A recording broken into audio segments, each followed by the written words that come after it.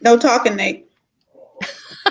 They can hear you now, Danielle. So, hey there, I'm Brianna Bowling. I'm the founder of Retreat and Learn. If you have any questions today during an interview, you can post them in the comments so they can be answered live. And we'd love to have questions. If you just want to say hi, that's good too. And help me out. I'm trying to bring all types of learning topics to you, but I need you to subscribe to either my YouTube channel or follow me on Facebook. So do it right now. It's really easy. And tell your friends. And if you go to retreatandlearn.com, you can find out about our in-person events. So today's topic is parenting, a topic near and dear to my heart, and in particular, tips to help raise children into successful adults. And my guest today is Danielle Davis, who has raised 5 children to successful adulthood. In fact, I think her youngest just turned 18. I've known Danielle since we were both young adults. In fact, we were dorm mates at Goucher College. She currently teaches high school English, but she's worked with kids of all ages, both professionally and as a volunteer. And although she takes parenting very, very seriously, enough to come up with a 5-point plan, she is a ton of fun. And I think even her kids would agree she's a ton of fun.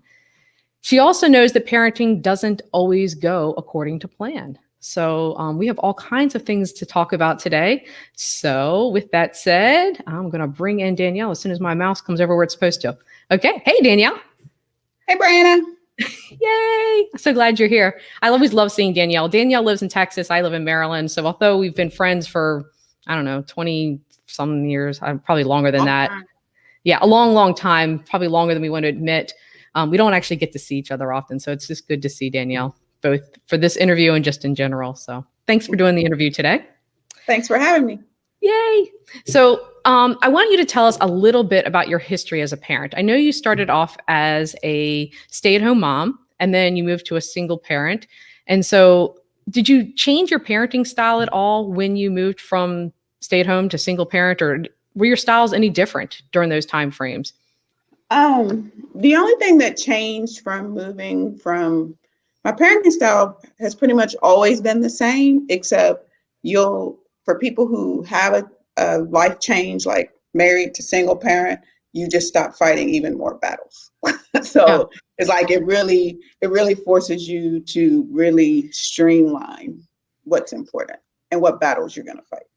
So streamline between you and your spouse or ex-spouse, basically, that you're streamlining. No, streamline between me and my kids. Like you can't get caught up in the little things because you are now a single parent of all the things. So now that makes sense. I mean, if you have there's less room in your bag, so you better darn well focus on the things that matter. That makes a lot of sense. Exactly. All right. I like that. So we talked to, I guess it was a couple of weeks ago, about your 5-point plan, which I thought was awesome that you have a 5-point plan. And one of the first things that you mentioned was something called, you said it was celebrate where they are. So what does that mean? So a lot of times parents have, not a lot of times, every single parent has goals and visions and dreams for their children, and you have where you want them to go. And a lot of times, since you have that focus, you don't celebrate them where they are. So what I mean by that is, if a child is good in sports, but they struggle in reading, still celebrate their sports achievements so that they can feel successful. I think it's important for every child to feel successful in some aspect of their lives. I don't think that you can just force down what they're not successful at. So I think it's important for you to find something about your child to celebrate where they are. And I think that helps them be more confident in themselves. Does that make sense? Yeah, it does. So did you find that if you celebrated where they were, even if it wasn't necessarily where maybe external people thought they should be, that they then got better? I mean, and kind of grew into the maybe the element that you wanted them to be? Or was it just that sometimes that didn't happen and you still had to continue to celebrate them where they were? I think that when you celebrate a child where they are, it gives them the confidence to get where you want them to be. Because it's kind of like even us as adults, if we can celebrate our little successes, like maybe we want a spotless house and we didn't get a spotless house, but we did clean the kitchen. Well, we need to celebrate that the kitchen is clean, because otherwise we're just going to be depressed. Like, I can't clean this whole house. I'm going to sit on the couch and watch Lifetime. And we're not going to clean any of the house. But So if we maybe can breaking celebrate, it into those yeah, little pieces also helps, just right, focus on that one element and be good at right. that. And So what also, I happens? think, Okay. go ahead, go ahead, No, Brian. go ahead. Go ahead, go on. Because I also think that that's what gives them the confidence when they know they are successful in one thing to try another thing. If we That makes clean you our laugh. kitchen, yeah, if we clean our kitchen and we're like, man, the kitchen is clean, let me just go into the breakfast room. And then you just piece your house over the same way. Right. Now, what happens if they don't? I mean, they don't respond to that celebrate of their success. Is there anything that, and it's I got to think, happen? well, remember, I said celebrate their success. So you are celebrating the one thing that they know and you know that they're good at. It might not be what you want them to be good at, but it Mm, is the thing they're good at. So what right. I mean by that is if they excel in sports, you applaud that, you celebrate that, you talk about that instead of just showing them what they're not successful in. I don't think that that's good for any child.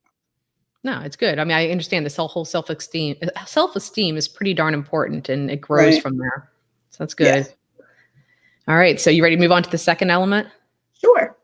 Let's see if you remember what they are. So the next one was actually an interesting one. It was a question that you ask your kids that you ask them on a regular basis, and share what it is. Okay. So with being a parent, like celebrating where they are, this goes along with that. We have goals for our kids, and sometimes they don't meet those goals. And when we're frustrated, like if you go to your child's spelling bee and they did not place very high in the running, instead of saying, now you know how to spell, blah, blah, blah, just ask them a simple question. Did you have fun? When I ask my children, did you have fun? Yes, I'm listening to see if they had fun, but I'm also letting them know that that's all I cared about was if they had fun. And asking them that question grounds me to remind me to say, hey, your job is to be your child's cheerleader. So ask them if they had fun. So that's Mhm. my big thing. I always ask them whenever any of my kids, I'd be picking them up from cheerleading competition, football games, drill team, whatever. I would always ask them, first thing I would ask them was, did you have fun? That prevents you as a parent from going, well, you missed that goal. And if you had held the stick like this, then you wouldn't have missed that goal because they don't need you. Three of my daughters do competitive cheerleading and they've Mhm. done it since they were little bitty. And the coaches would always say, they don't need you to be the coach. Our kids don't need us to be their coaches. Our kids need us to be their cheerleaders. So it doesn't, even if you tell your child, well, if you had held it this way, yada, yada, yada, they're not hearing that because they already have a coach. They're just hearing that you're disappointed in them. Yeah, you So, know how much I agree with this. And so I coached soccer, right? I coached my kids in soccer. And so I was mhm, on both sides of it. I was both the parent and the coach. And one of the things I always told my parents, the same thing, is that your job is to say good job. If you're not saying good job, way to go, or something along those lines, then you probably right, aren't doing your job on the sidelines. And you're distracting them if you're trying to tell them, put your stick down, do this, do that. They're just looking at you and hoping to please you. So correct. let the coaches do their job. But so So do I you would think always that ask that them. that do you are you having fun? Do you think that's more of a tip for the parents in terms of like it's a reminder to you more than it is I for your think it is kids? a reminder because it reminds me, even when a cheerleading competition, if they dropped or football game and my son missed the tackle, by asking him, did you have fun? That's preventing me from being a coach. That's reminding Mhm. me my job is to be his cheerleader. And so it's Right, preventing me from asking other questions because you're going to talk to your child. right. And when you ask them if they had fun, then I think that makes your child more receptive. It makes them freer to be like, oh, yes, I had fun, and it lets Mhm. them know it's okay that you had fun. Whether you win Right. or lose, if you had fun, Then that's what you're the matters. winner. That's great. So that's what So I would that always actually ask my children. that brings us into your third one really well. Nice job, Danielle. Did you know what you're doing there? I did not. Did you have fun with that? I did. Thank you for asking. Yay! So the third tip was actually that you need to be your kid's cheerleader. And so, I mean, you've kind of touched on that a little bit. Is there anything else you want to add to be your kid's cheerleader? Yeah, so I think that you should always praise your children, not just, so the first thing is celebrating them where they are. That means if they can kick a football, you celebrate that. The second one is to ask them if they had fun. But your third one is really to always be their cheerleader, no matter what. No matter Mhm. what they're doing, you always be their cheerleader. So my kids tell me, all of them have said this to me at one time or another. Some of them tell me regularly, oh, mom, you think I'm great at everything. Oh, mom, I'm not the best, mom. You just think I'm the best. And for me, that's a great compliment because that's what I want them to know. Like, I think you're the best. And so I think as parents, we should be our kids' cheerleaders, because if you don't cheer for your kid, you might have a kid that no one's cheering for them because maybe they aren't the best kid on the team. Maybe they don't get the highest grades in their class. So the teacher is not going to be celebrating them. The coach is not going to be celebrating them. But if you as the mother is always celebrating them, then, or as the parent, then someone is celebrating them. So like literally my children say to me all the time, mom, I'm not the best. You just think I'm the best. And I'm like, yeah, I do think you're the best. So, I mean, I think we should all go through life like that. We should. I mean, I think everybody deserves a cheerleader, right? But one question I have about that is that is there times that you think that by being their cheerleader, and just like what your kids say, that you think that they're the best, that they always can succeed? Do we ever set our kids up for disappointment, and that we're saying that they think they can do everything and then they realize they can't? And is that a bad thing that they discover that? I don't think you set your kids up. I don't think it's our job as parents to tell our kids they can't be successful at everything. Because I think once you do that, then even us as adults, we start seeing like, oh, I can't do that, so let me not even try. So I think it's okay to have that one person that looks at you like you're their hero, so that it inspires you to strive to meet those goals. If I think you're the best reader and you can't read, but you're like, well, mom thinks I'm the best reader, well, let me try again. Then you're going to work harder. And I'm a teacher. I treat my students the same way. And I have students at the beginning of the year, like my struggling readers, that they're like, I can't do this, I don't know this, or I can't write. And we just take it one step at a time. And I always celebrate them. So I like that. There's enough people who probably are going to tell them in their lifetime that they can't do it. They're going to discover they can't do certain things. So they should have at least one person, if not a crew of people in their corner saying, yeah. Because have you ever heard the self-fulfilling prophecy? Have you ever heard that phrase? Yep, absolutely. So that rule of mine is basically based on that. If you tell someone they're going to be successful, they're going to be successful. If you tell them they suck, they're going to suck. So that's kind of with being their cheerleader. It's a self-fulfilling prophecy. If you believe in them, then they'll believe in themselves. When I worked for a proprietary school, when I worked for Kaplan, and I used to enroll students in their medical programs, like medical billing and coding, medical assisting, and I would have students that typically weren't successful in high school, or like got their GED or barely passed. They had already been to community college. Many of them had tried nursing programs, which is very strenuous, and they weren't able to make it. So when they come to me, they don't really believe in themselves. They don't really think they can do it. They've been beaten down. And I used to tell them, I believe in you until you start believing in yourself. And I would tell them, you walked through the door and came to see me. So that was the first step. So I got it from here until you believe in yourself. And I would guide those students through their 9-month programs. And, at the end, they would be so proud of themselves. So I do think it's important to have a cheerleader, like to have someone who always believes in you no matter what. I agree that. And I'm sure that each one of your kids, not just your own children, but all the children, and I know you and I both had the same philosophy of every child near us is our child. Be careful because we're going to suck you into our system. Right. It's a dangerous thing to be near us. But so it is good to be their cheerleader. I want to ask you a question a little bit further on that, though, as a coach. I coached soccer for a long time, and especially in the younger ages. But when we started getting into the 12s, 13s, and 14s, that everyone gets a trophy. How do you feel about that? And what's your thoughts on that? So I don't agree with participation trophies. I think it's important to have successes and failures. But I don't think it's the parent's job to do that. I do think it's a coach's job to teach the kids. I just don't think it's a parent's job. I think as a parent, your job is to support your child no matter what.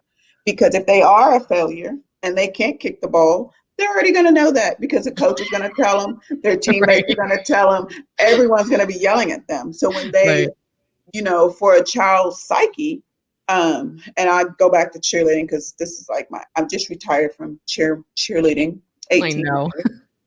And I go back to that because even soccer, if you're the one who missed the goal, and you're the one who made the person score the goal, like that was you, it was your error, Yeah. Everyone is mad at you. Everyone. So you don't need your parent to talk to you about that. You just need them to be your cheerleader and support you. So when my son come off the football field, my daughter, they drop a stunt or touch out and tumbling. And I'm saying, but did you have fun? It grounds everyone. So that's what Right. I'm saying. Like, you have to be their cheerleader because they have enough negativity. Like, we're a Right. negative country. No, we It's kind are. of like, and you know what, Brian? I don't know if you gave me this name or not, actually. I think you did give me. Oh no. Did you nickname me Pollyanna? No, I didn't. Okay, maybe it was my friend Mary. So one of my friends nicknamed me Pollyanna. It was a character, a TV character. I don't know if you remember Pollyanna, and she was all cheery and happy, and she just saw the bright side of everything. So I'm a Yep. Pollyanna. So I Okay. always look at the bright side. Yep. You So, know, if someone comes with me, if one of my kids says something negative, or one of my students, I'm gonna show them the bright side. You know, right. like if they're trying to write and they're like, I can't write a page, but look at that great thesis in it. So let's Right. focus on the positive. Yeah, you got your pencil out. Let's start with that. I teach high school. We're gonna go a little bit further than you got your pencil out. But yes. Okay. But, you know, wherever it happens to be, just like what you said, celebrate them where they are. Hey, you know what? Exactly. Think of the high school student. If yesterday they didn't even come to class, today they showed up. Well, goodness gracious, we are going forward. Well, I had a student last year. I taught seniors, and I also taught a reading class. And I had this one senior, and I had him in first period. I was his English teacher and his reading teacher. The reading classes are students who haven't been successful on their standardized test. For Texas, it's STAR, but it's the standardized state test that you have to pass to graduate. And so these students that I had, they took these tests for the first time as freshmen and sophomores. So if they were still in my class as a senior, that meant they had taken these tests for at least twice a year, their whole high school. And so I would tell him, because like I said, I had him in first and fifth, and he would either be in first or he would be in fifth, but he would never be in first and fifth. And so I said to him, I can't wait till the day that I see you at first period and fifth period. I said, you're just picking and choosing. And I literally every single day I had him in those classes, but he would only be in first period or fifth period. He was, man, Miss Davis, I had to go. Or man, Miss Davis, this happened. Okay. I'm happy to see you. And I would say, when I saw him in first period, I'd be like, well, I hope I see you in fifth. You know, you celebrate kids where they are, you know. Yeah. And I think that it's so important, especially in this day and age, to build confidence for children. And I think your words have the power to do that. They have the power to tear down a child, and they have the power to build confidence in a child. And if you don't believe in a child, who's going to believe in them? Like, and my kids even say, Mom, you think I'm the best person on the team? You are. I'm not. In my eyes, you are. You know, and kids need that. I mean, imagine as adults, we need that. We need somebody to follow us around and hype us up. We need a hype man. Everybody needs a hype man. I think you're great, Danielle. Thank you, Brianna. I think you're great too. It is good. That's why I have you in college. Yes. Yes. I know. That's why we're still friends years and years later. Exactly. It's great. Exactly. That is so true. It is true. That's why we have good people around us. So I'm going to pause you real quick. If anybody's watching us, and we have quite a few people watching us, which is great. If any of you have any questions for Danielle, you know, let's pick Danielle's brain. Let's make this interview hard for her because, you know, I love her so much. So if you have any questions, you just post them in the comments and then we will read them out loud and Danielle can answer them. So I'm going to pause to ask that. So your fourth one, we're moving on to the fourth out of the 5 elements here. And the fourth one is to be a role model for your children. Yes. So I think that you should be a role model for your children. One of my mantras, my other mantras, not my parenting mantras, is to treat people the way that you want to be treated. And so I think you should be a role model for your children in the sense that whatever you want them to do, you should be doing it. And I'll tell you a little story. So one of my very best friends, our kids, we grew up in we lived in the same neighborhood as young mothers. And her child was struggling in reading. And he won't read, and I don't know what to do, and he can't read. And I said, do you read? And she was like, no, I hate reading. And I was like, well, if you want him to read and you want to improve his reading, everyone in the house needs to be reading. So you lead by example. I've always led by example with my children. And I think as a parent, you need to lead by example. So whatever it is you want your child to be doing, I think that you need to be doing the same thing. You can't be yelling at your kid, go run around outside and work out, and you're on the couch watching TV, you Right. know? And so when I asked my friend that, and I said, well, do you read? No. Well, why don't you read? And she did. She started reading, and then, because no one, if you're doing something you don't want to do and everybody else is having a Mhm. party, you don't want to do it. So Right. I think all parents should lead by example. I think that you should be what you want your kids to be. If that So makes it does make sense. Now, one of the things about that, though, is it's tough to be a role model all the time. I mean, we are right, not perfect people. I mean, neither right. one of us. I know exactly that you and I are not perfect people. So, what about those times that you're not a good role model? That maybe you fall on your face, that that you do something stupid in front of Oh, your I'm child. not.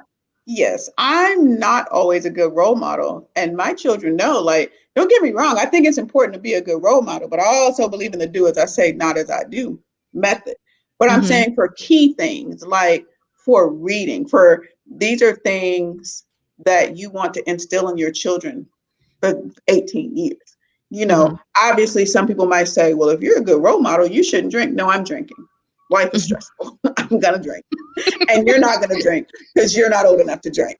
So Right. I think you have to pick and choose. I think all parents need to decide very early on the key things that they want their children to do. And I think they need to role model those things. I think that some elements, like for instance, reading is very important as far as if uh, if you don't read, your kids aren't going to read because they're Right. going to do what they see you doing. You know, I also think now, granted, my children all say, all five of them, well, yeah, but you never made us do math. Well, I didn't. You know why? Because I don't like math. All right. There you maybe needed to be a better role model. Yeah, So and we're I would not tell perfect them, parents right. by far. So, I mean, I don't think anyone's perfect, but I No. do think overall you need to role model for your kids. One of my nieces, she is very intent. Well, two of my nieces, they are very intent on their kids having knowing God and growing up in the religion, going to Mhm. church and things like that. And they go too. They don't just drop them off, No. you know. And so I do think you need to role model. I think as children, all of us, myself, yourself, we wanted to be like our moms. So if Mhm. our moms were doing it, then we were gonna do it. So Right. that's where role modeling comes in. I'm going to add one thing to that is that, one of the things that was always been important to me, and probably some people might have thought that was odd, is that when my husband and I have a disagreement, we don't go off into a bedroom to have that disagreement. We've always had it in front of the children. And we also resolved it in front of the children so they could see you could have a disagreement and resolve it and that it's okay. Right. That you can disagree with somebody and come full circle and actually get fruitful results from that. Right. So That's that was, true. so it's kind of both directions to kind of show them the good and the bad of role modeling. We are getting some really good questions. So I'm going to post Okay. some of them here.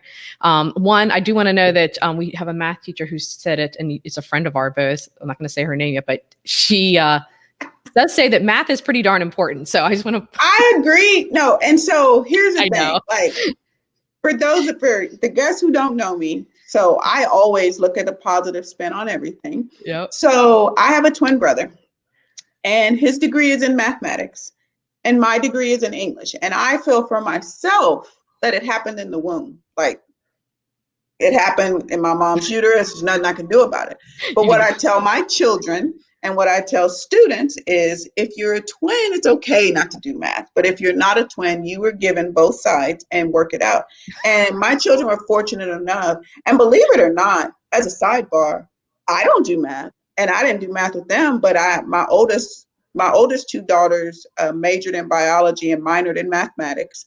And my daughter, who's about to start her junior year, is a mathematics major. So So sometimes they do I, stuff in spite of us, which is great. yeah, They're better than yeah. us, and I do believe my children were better than us, which is great. All right, so here's our first question. How do you talk to your own children and your students about sensitive topics like racism and sexism? So how I talk to my own students and my own children is being real. Like I believe that you can't hide behind fluff. Like you just have to be real about it. As far as my own children and students, give them examples. I think you need to give them examples, role model, but I don't think you should hide anything. Kind of like Brianna, how you said you and Dan fight and resolve the fight in front of your children. So how I handle it is I just show them positive examples. So racism exists. It exists, you know. So the best thing you can do is to have that conversation, because you'll have some students that aren't aware. And for my own 5 children, obviously, I'm Black.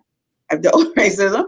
They all, and it's crazy. So 5 kids, right? So my last 2, they haven't, I don't think, dealt with anything racist directly towards them yet.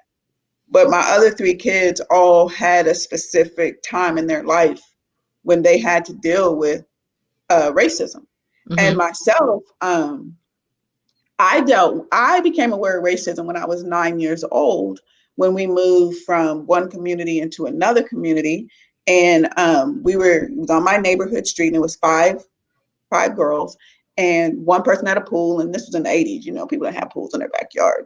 And we didn't all grow up next to the lake like Brianna. So she was like, y'all want to go swimming? And we were like, yeah. And we went home to go swimming and put on our swimsuits, and we came out and we were all going. And she looked at me and she said, oh, we don't allow Black people in our pool. And I was like, didn't she invite you over? I'm confused. She did. Well, I guess it was a group invitation, but she didn't. I have no idea, but this is what happened. All of a sudden, the invitation was withdrawn.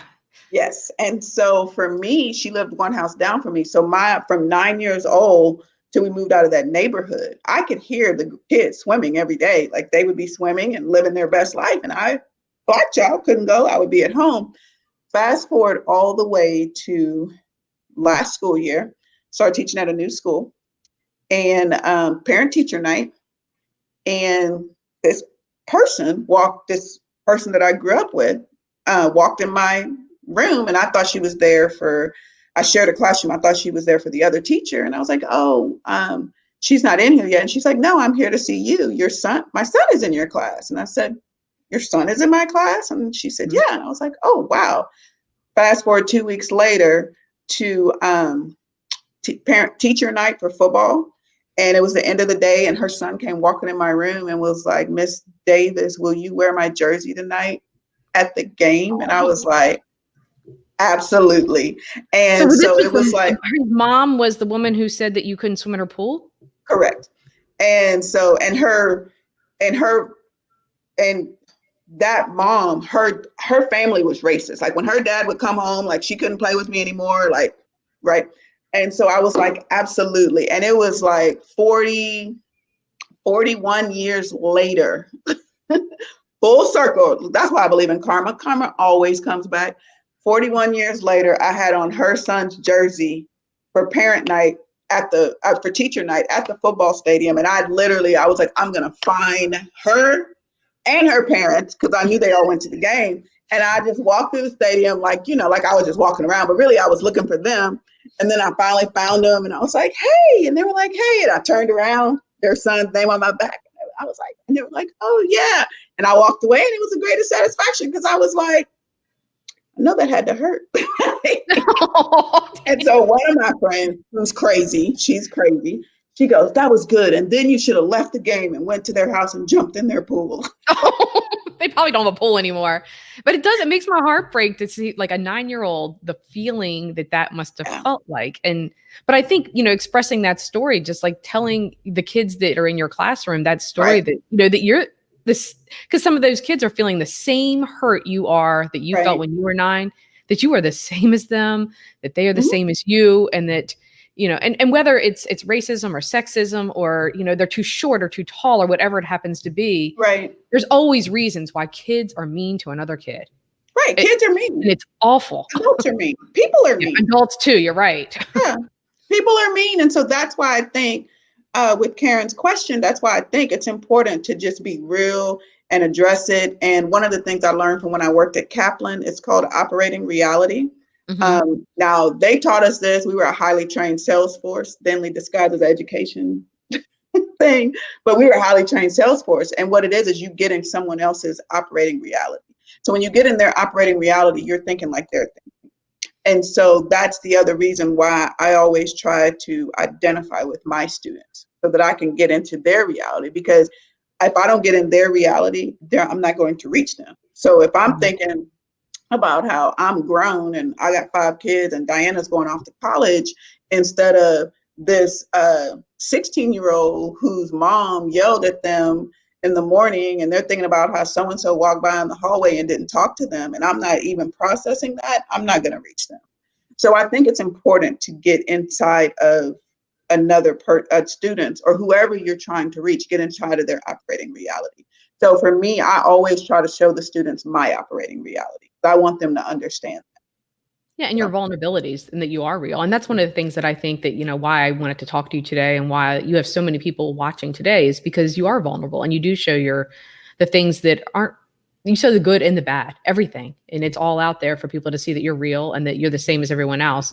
And that's hard for a lot of people. I mean, especially in Facebook world right now, where everybody, it's almost like people have a marketing rep for Facebook. They had to put their best face forward, like my house is never dirty. My kids are always dressed in the best clothes and they're the smartest kids ever. And they're all in the honor roll. Nothing bad. I have a friend and she would always say, I have a friend, and I could hear her right when you said I could hear her now. And I worked with her in Lamarck. She'd be like, Facebook is fake. It's fake. It is. I believe it when people put on Facebook, it's fake. Well, it's not so much that it's fake, because probably all those things are happening. It's just they leave half of it out, or at least half. There's the other half of their life that's real. I've always been someone who wears their heart on their sleeve. And I think that helps me with my children, but I think it helps me even more with my students. So they know, like, I'm just as invested as they are. I used to tell my students when I had, like I said, I worked at for Kaplan, and I used to tell the students, like, I'm walking this walk with you, like we're going together. And I would celebrate their successes and I would cry with them when I had to cry with them. It's very hard to be vulnerable, but then also that's how you get the best out of your children, out of students, out of anyone really, is because if they feel, that's how they feel safe. Yep. Be real. It's the best thing you can do. We have another question. Karen, great. She has so many great questions. So her other question was, how was your upbringing from your parents the same or different than how you have raised your own children? So if you know my mom, which I know Karen doesn't, but Brianna, you do. My mom is like militant. Like my mom tells me, perfect example. So when my kids were growing up, they used to make their own lunch, right? And they started making their own lunches when they were like in first grade, first school. And so my mom would always say, why is that baby making her lunch? She don't need to make their lunch. They don't need to make their lunch. And I would say, no, they're going to make their lunch because if they make their lunch, whatever they put in it, that's what they want to eat. So why should I make their lunch? Because they're not going to eat what I put in their lunch because that's not what they wanted. And so my mom, because you know how mothers, they give you like backhanded compliments, right? So my mom said, yeah, she said about 10 years ago, yeah, when you had those babies making their lunch and my grandchild could barely see over the kitchen counter, I didn't think that was right. But I guess she did a good job because they're pretty independent now. They're successful. And I was like, thank you. So I think, yeah. So as far as your question, Karen, I raise my kids very similar to how my mother raised me, but with a new parent flair. So my mother says things to me like, you talk too much. You talk too much to your kids. I'm not doing all that talking, because my children, I'm going to talk to them about why these are the reasons. My mom was like, you don't need any reasons because I said so. That's the reason. So I think as we grow as people and as parents, I think that we all should take the best from what we got from our parents growing up and then try to expand on that and expound on that and then do even better by our children. And I was blessed. I have nieces. And so I always tell them they were really my firstborn children. So I had them first and then I had my kids. Yeah. And I bet you there's things that you learned at the beginning of parenting that if you could go back in time, you might do differently. We kind of learn. No, you don't think so? All right. Because I took care of my nieces. You have to understand, my nieces and nephews, I was their primary child, like babysitter. And all through college, at Goucher, and before I went to college, and every summer job I ever had, I worked with kids. So I've always worked with kids, and then I was always with my nieces and nephews. And so by the time I had my own children, like they're like just like this 5-point thing, like there were certain things that I knew beyond a shadow of a doubt, this is what we're doing. So even if I had it to do again, I don't think I would change anything with any of my kids. So essentially, you practiced on your nieces. I did. And I think one of them is on there. I think I saw She is. Delana. I saw her. I'm going to call her out. Delana. Is that how you say it? Delana? Delana, yeah. Yeah. So. And she spent, and It Delana sounds like spent. it worked out okay, though, despite you, right? Yeah. Delana, well, she's a perfect example, and I don't know if she's still watching, but I babysat Delana. I spent all my time with Delana. So I was very blessed that I worked with children my whole life, all through. Some people had fast food jobs in college and things like that. I worked even at Goucher. I worked at the daycare center on campus at Goucher. So I always worked with kids. And so I really knew, and my mom was militant. Like we didn't get to do anything. And so I knew pretty clearly how I was going to raise my kids. So. Well, it's funny. Delana actually posted before I actually said that. So are you saying you experimented on your nieces first? So smart girl, I can tell. Yes, Cece, I did. Thank you. So we have one last point. And Karen, you asked us to actually go over the 5 points at the end. I'm going to read through them really quick, just so everyone knows them. Afterwards, I will write a blog. And if you go to retreatandlearn.com, you'll be able to find that blog, and it'll have all the 5 points listed there too. So you have them in writing, and you can print them out, all of Danielle's wisdom. So, hey. So the last one is to make a plan and stick to it. So explain that one to me. So you have to, when I say make a plan and stick to it, like you have to stick to what you say. You can't throw down the gauntlet with your kids and then be like, oh, okay, well, whatever. So I think you have to have a plan. I don't think that anyone is a perfect parent, but I think that if you have certain things, like, for instance, if you ask your child, did you have fun? That is a plan that guides you all through their entire life, because it helps you a reality check. Like when they come home and they weren't successful, or you were so invested in that game, if you ask them if they had fun, it reminds you like, oh, my job is to be their cheerleader. That's my job.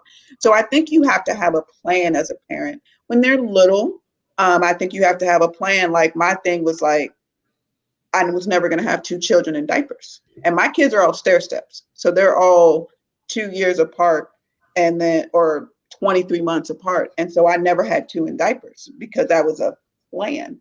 I am a planner. I am Lottie Rebecca's daughter. I am a planner, but I think you have to have a plan. I think too much nowadays, parents go from this fad to that fad to this fad. And, you have all these people telling you, oh, you should do this. Oh, let them keep their bottle. No, don't let them keep their bottle. Oh, do this. No, do that. So I think you just need to have a plan and stick to it. And I think that you'll be successful. All right. Those are all good advice. So I'm going to read through them really quick just to make sure that I have them all and everyone knows what they are. The first one is celebrate where they are. Second one is to continually ask at the end of each activity, did you have fun? The third one is to always praise. It is our job as the parent to be the cheerleader. Number 4 is to be a role model. If you want your kid to do something, then show them the way. And number 5, make a plan and stick to it. That's it. All right. Those are the Danielle rules of parenting. Yeah. Feel free to ask me any questions. I just looked on the blog, one of my friends on there, Kelly. And did I miss something? I hope not. No, she didn't ask a question. Okay, good. But she had just said that I give examples to my friends. And Kelly, I used to give Kelly examples, and I would be like, hey, Kelly, but Kelly doesn't matter. But, so I think that we're all good parents. I think that it's challenging to be a parent. And so I do think you need to have a specific plan. And I think those are the things that keep us sane. Because think about it. If your child has a game and they lost and you're pissed, I mean, you are mad. Like you want to strangle your kid. If your kid isn't cheerleading and they dropped the stunt, like you're mad. So the first thing you asked them was, did you have fun? Because you're mad. So you have to fix yourself too. So I think as long as you have certain points, and I was blessed. My mother was a great role model.